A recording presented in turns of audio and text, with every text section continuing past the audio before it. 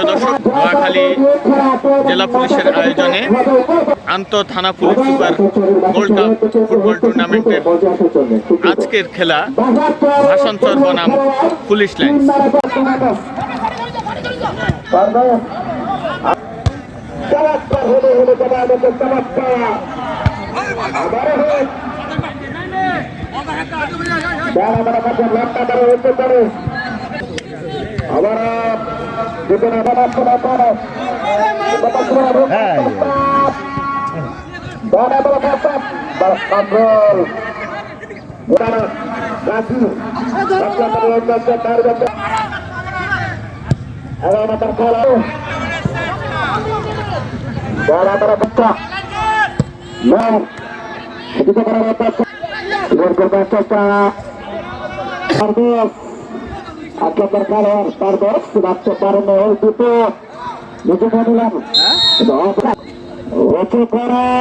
সরাসরি পালন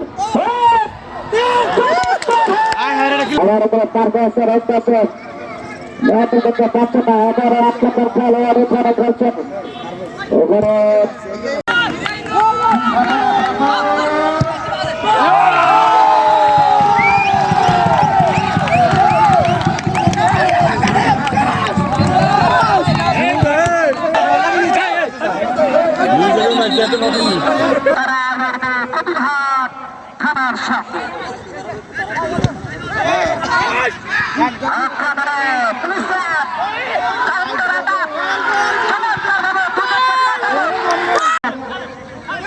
চমৎকার ভাবে দুটো পুত্র অবৈধভাবে